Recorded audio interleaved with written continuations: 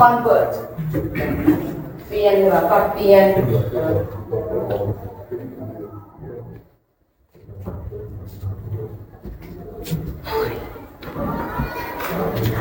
แล้วต่อไปเป็นงานประติมากรรมแกะสลักตรงนั้นน่ะเคยเห็นบ่อยู่ตามวัดว่าอาหารเนาะพระเจ้าจะมีหูปั่นหูแกะหูปัดเนาะหูแต่งงามๆซื่ออันตามผาอันวัดเนาะแต่อย่างว่าเขาเฮ็ดบัวเขาก็จะแกะสลักงามๆเลยสลักแกะการแกะสลักเลยน่ะ sculpture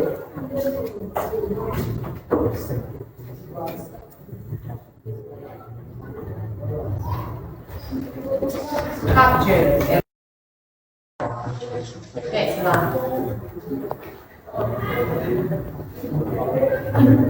เรื่องงานที่มันดัง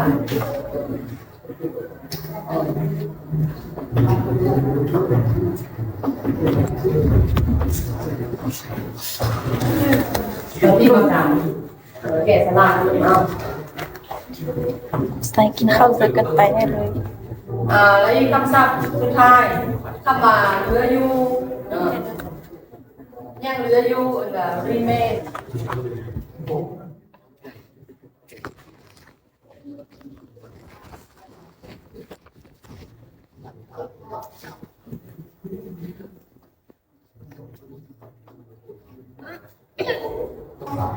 remain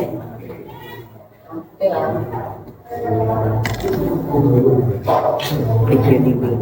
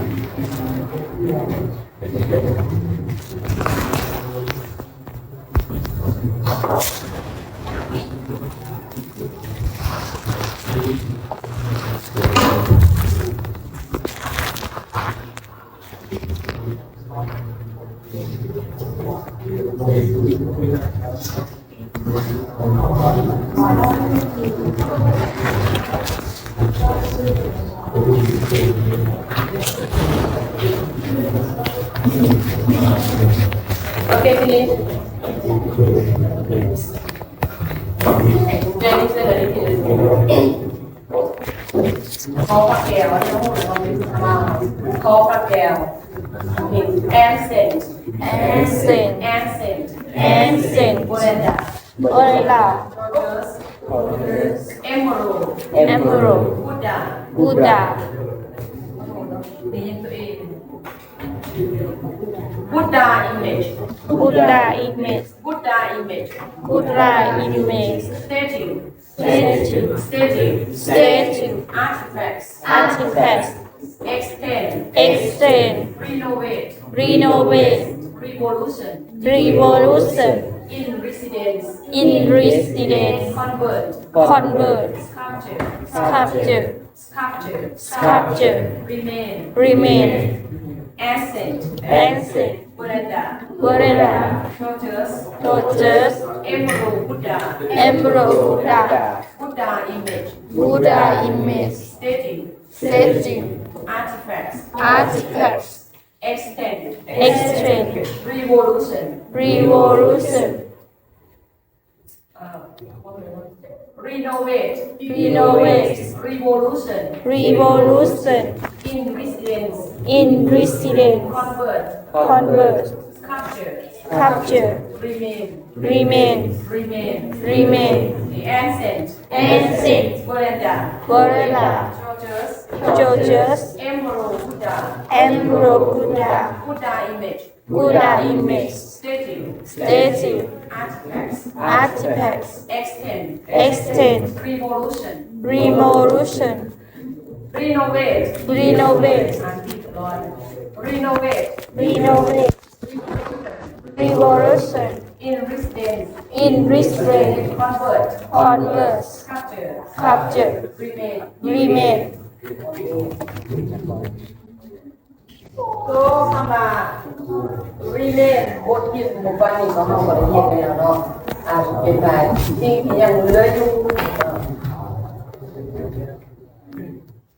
อยู่ในนี้ยาบทเรียนนี่ล่ะเนาะ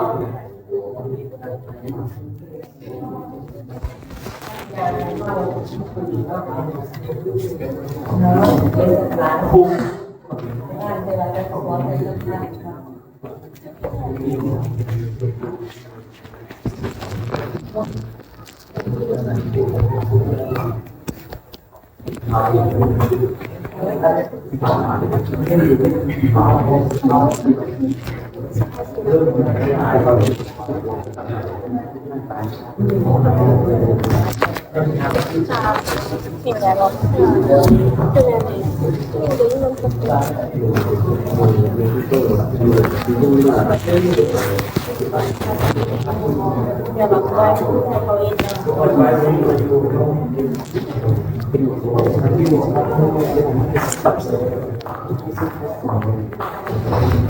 เป็นองค์เป็นพ่ออ่านอะไรอยู่บ่คำศัพท์นี่แหละไปที่อ่านเนาะได้ว่าคำว่าเป็นงูตัวที่หน้านี่เลยน้ำอะไรก็เนาะอยู่ในบทเรียนตัวนี้เราจะว่าเกี่ยวกับมันจะเป็นทุกวันนี้เราหมดโกนยังหมดเลยเนาะเรียกมาคำศัพท์ปฏิบัติ I've never been เวลาเคยอะไรบินบ่นี่เยอะเย็นเด็กลงแล้ว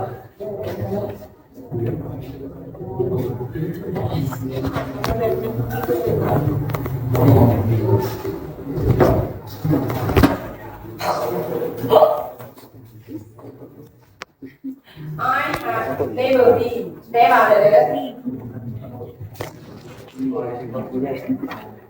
ปล่อยมือเลยไป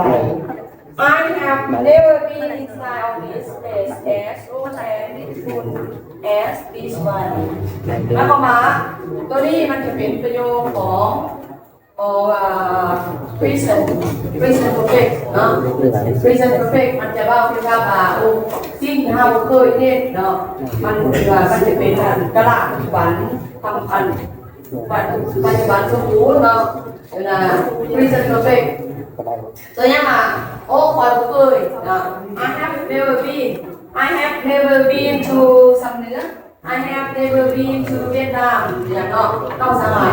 เจออะไรเนาะเวลาคำถามมัน